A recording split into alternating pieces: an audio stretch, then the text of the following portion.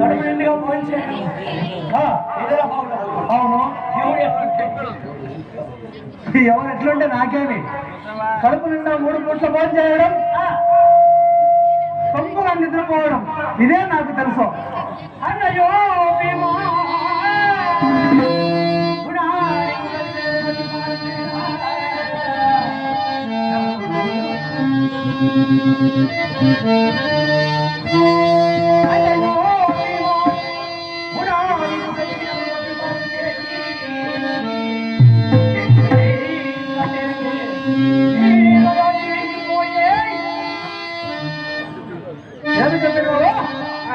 చిన్న తనువులో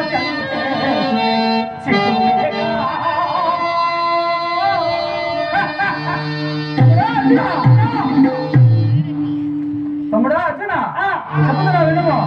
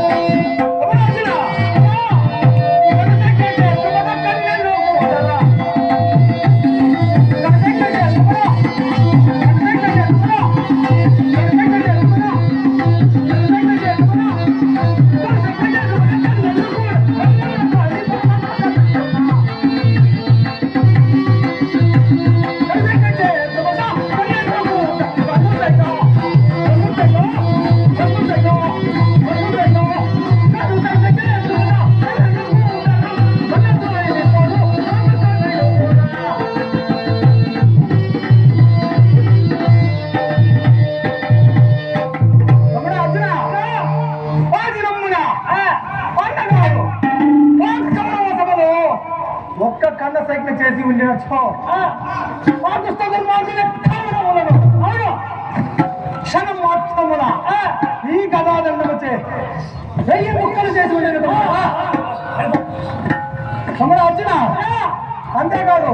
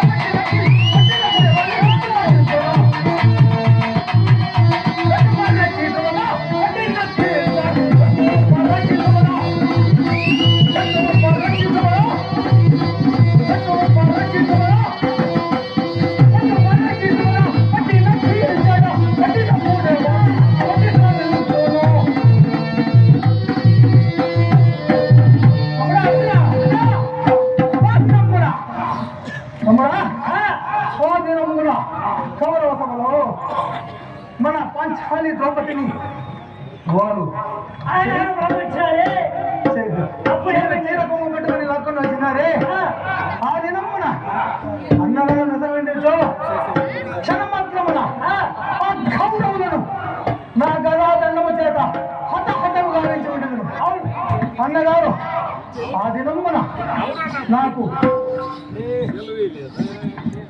ఏమాత్రము ఇంత కూడా సాయం చేయకుండా నన్ను చేతులు కట్టేసి పెట్టినాడు అన్న ఆడవాడు ఎవడు వచ్చిన ఇంతే కాదు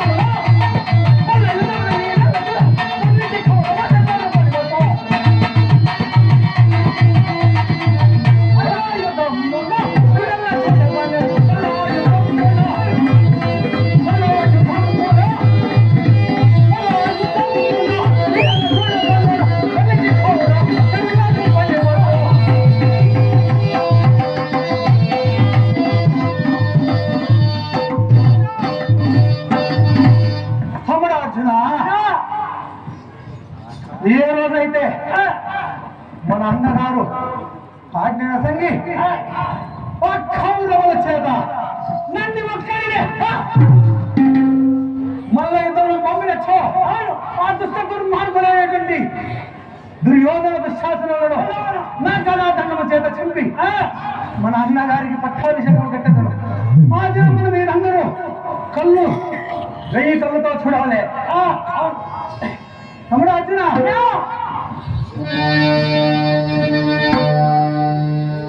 అందులకు మనము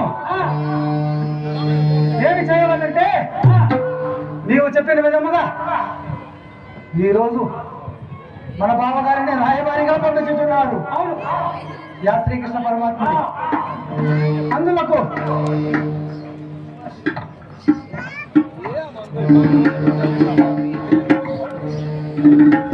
తమ్ముడు అర్జున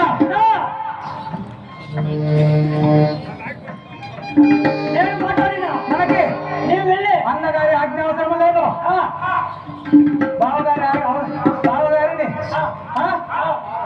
బావగారిని పంపించుతున్నారు అన్నగారు అవునా తమ్ముడు అర్జున పని కొండ పని మట్టి కొని కాదే పని చెయ్యవలే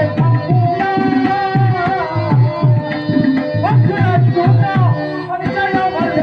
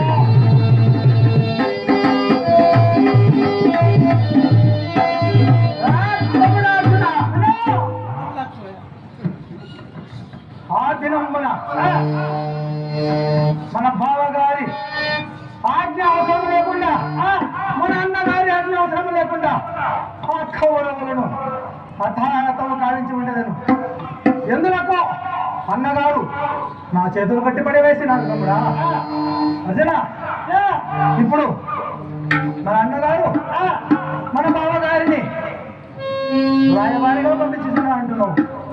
నేను విచారించిన నీవు విచారించినా నీ వెళ్ళి నువ్వు విచారించినావు అన్నగారు బావగారిని ఖచ్చితంగా రాయబారిగా పంపించుతున్నానని చెప్పినాడు. సరే నేను అన్నగారిని విచారించదా నీవు వెళ్ళు. అన్నా ధర్మనందనా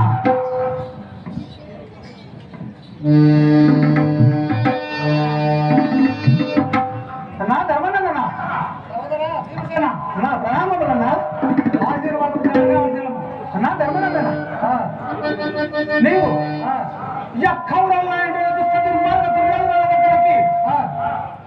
దుర్యోధనుల దగ్గరికి మన బావగారిని రాయవారిగా పంపించుతున్నావు అంటే కదా అన్నా. మనకు రావాల్సినటువంటి అంతరాజ్యము గైకొని వచ్చుటకై సంధి రాయబారిగా పంపినా. సంధిగా అవును అన్నా